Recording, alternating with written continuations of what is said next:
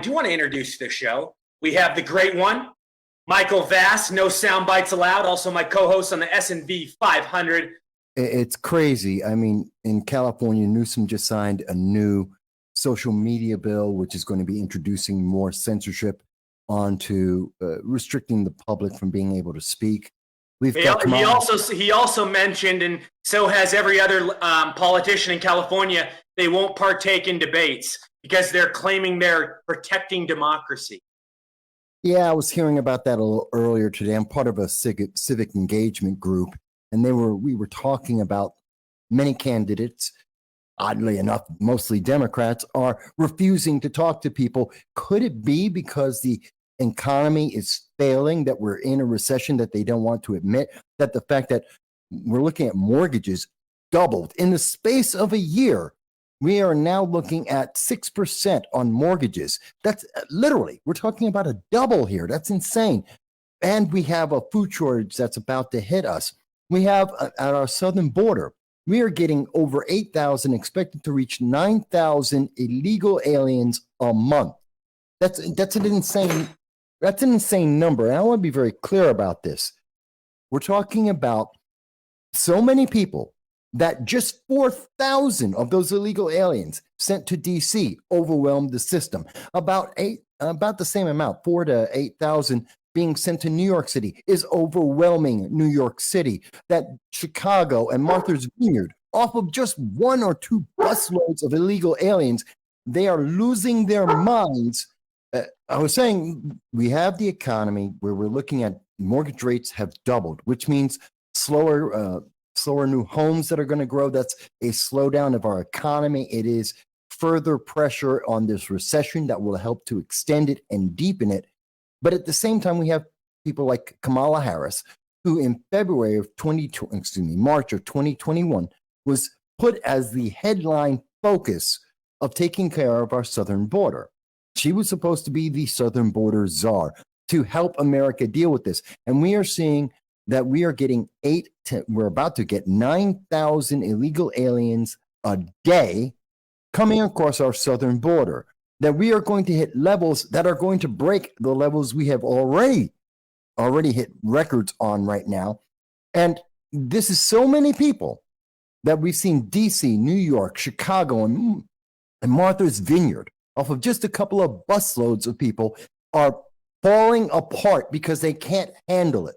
Meanwhile, we expect all of the states across the border to handle this, to have Americans shoulder the burden of these illegal aliens, these individuals who broke our law and are actively evading prosecution of the law. And it gets even worse when we consider that on top of all of this, the plan from the Department of Homeland Security is to copy what's been done by Governor Greg Abbott of Texas and to ship those illegal aliens to other states, not the Democratic states that are pushing for open borders, not for the cities where Democrats are pushing to have open borders. No, into the interior of America, sending them to places like Iowa and Kansas and in Colorado, inside our nation, to hide the problem from the American people. It's not a solution. It is hiding and masking the solution. I mean, the only thing I can say that's positive about that is at least DHS is finally deciding that they want to be up front instead of shipping kids and other illegal aliens in the middle of the night on private jets paid for by taxpayers, so that various news agencies have caught them doing this in Tennessee, in New York State, and a couple of other places. At least now they're being honest that they're going to disperse the problem to hit other cities that can't handle this, so that they can mask it and no one will know that we are being overwhelmed. This is a problem.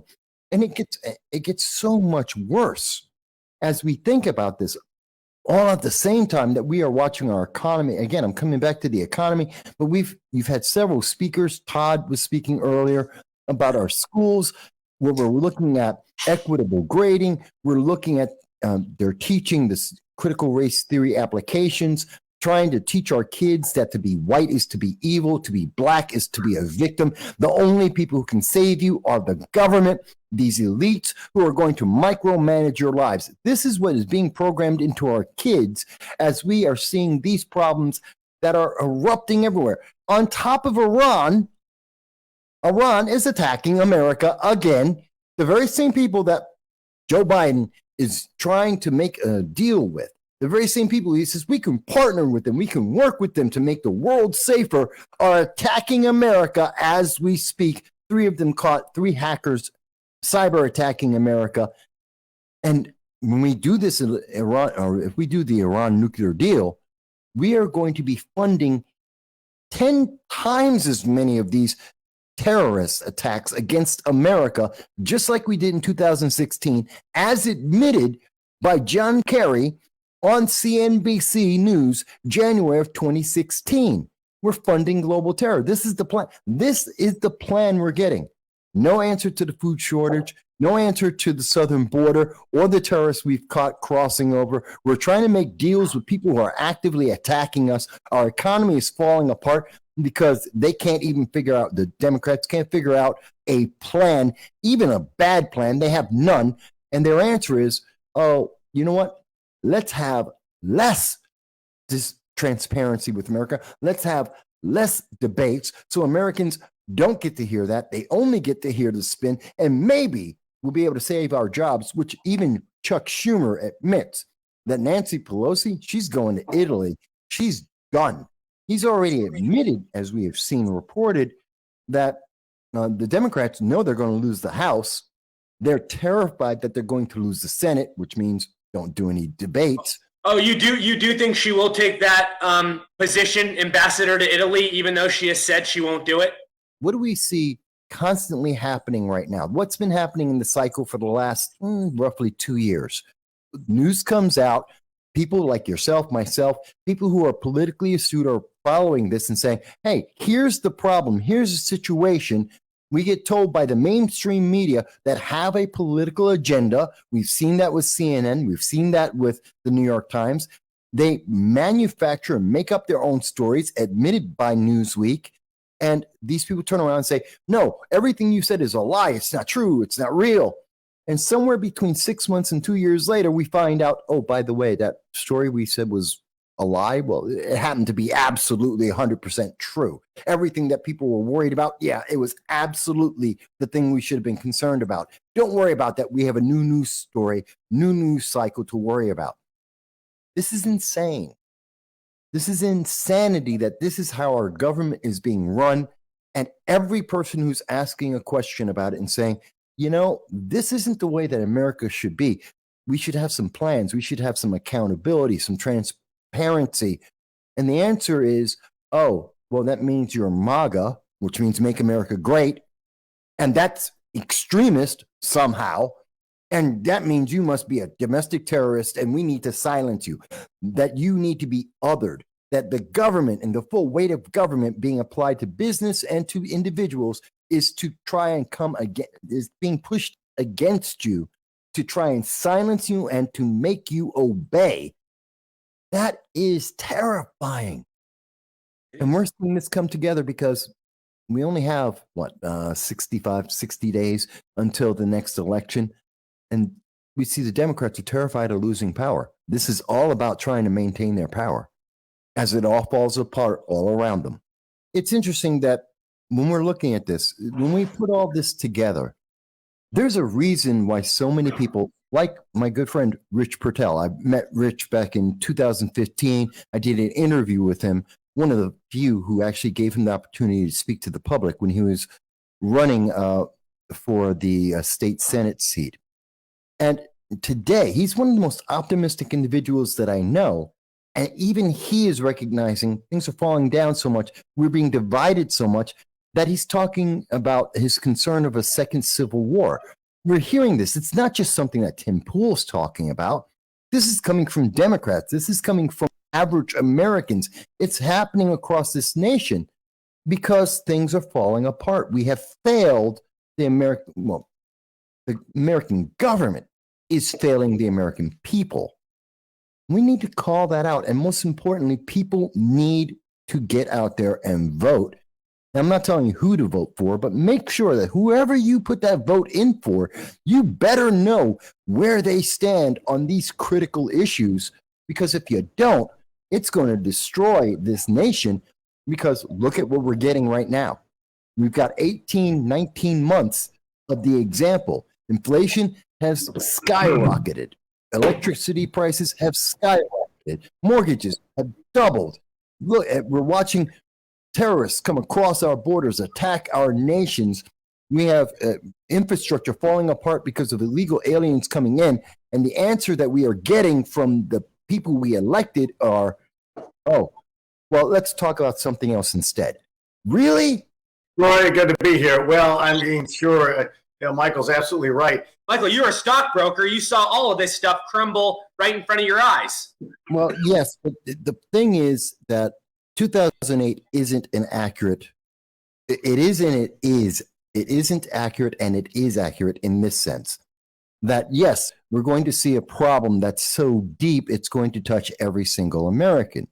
It's not the same in that if people were fragile enough to what under the housing bubble to take their own lives, imagine what happens when we look at this economy fall apart if the dollar were not to be the world currency, if we see inflation continue as it has been and we become more of a banana republic with people, sorry, Rory, your generation and younger, they don't have the skills that we had in the 1930s, that we had in the 1940s or 50s. People don't, your car breaks down.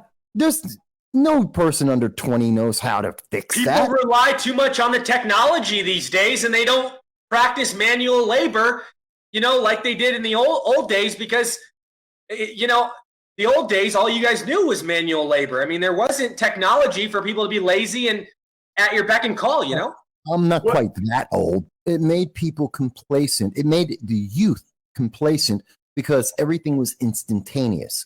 And they thought, well, that's just the way it is. And then we coupled that with this entitlement mentality. Oh, you have no skill, but you're going to get $15 an hour. You have no skills and you've never been told to actually achieve anything. So you're going to get an award just for participation. You don't know how to do anything, but don't worry, someone will come, your parents, someone else will come and take care of it for you. The government will step in and give you free stuff. They'll take care of your debt and the bad business, the deals that you made, the loans that you signed for. They're going to take care of all that.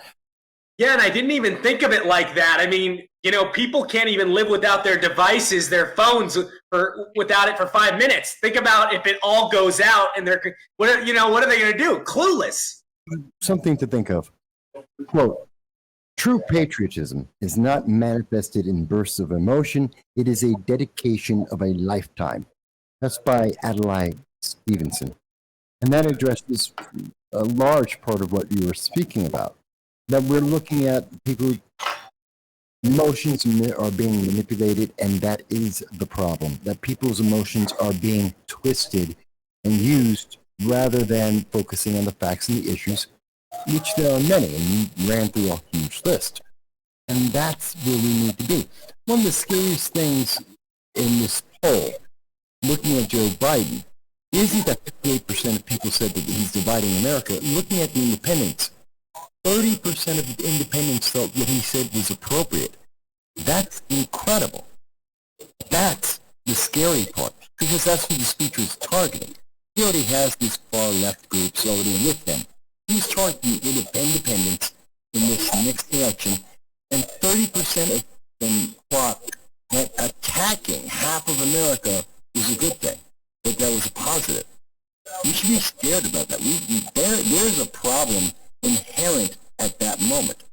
Now, to go on, you mentioned Liz Truss, who I've been following for some time, Prime Minister over in England, and it's not unusual that Joe Biden would speak with the Prime Minister of England. Of course he would. The fact that he's doing it before the funeral doesn't make a whole lot of sense, because when he had the conversation after the funeral, what's going on? What is he doing that he can't talk to her after the funeral? He has to talk to her before. That gives me a pause, a especially when we know that Liz Truss is weak, and I've been following her for some time. Kenny Badenoch is a much better choice for the British people. But we know that she's a virtue signaling politician, and that she's already been taking actions like that for England, which means the far left is getting more support in England, which means they're being more encouraged here in the United States. That's a problem for Europe. Again, that is an example of the poison coming from the United States, from a small group of individuals that are infecting the rest of the world, and it has a negative impact. Further, when we look at that and just take a look, when I say that it's a poison, it's infecting people, Tim Ryan is he's using words that the left would identify as microaggressions, that these are attack words, that these are words that if they were said by any other individual would be denounced and would demand that this individual would be silenced, if not removed from office. And yet, 47% of Ohio voters are looking to reelect him.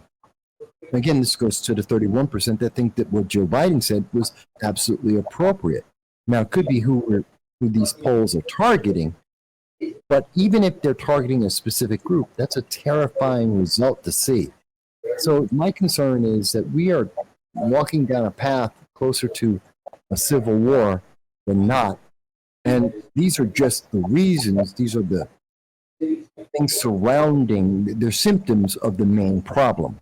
The root of the problem is we have individuals who are looking to control, maintain control, to gain greater control, to deny American citizens to speak or to have any agency in their lives.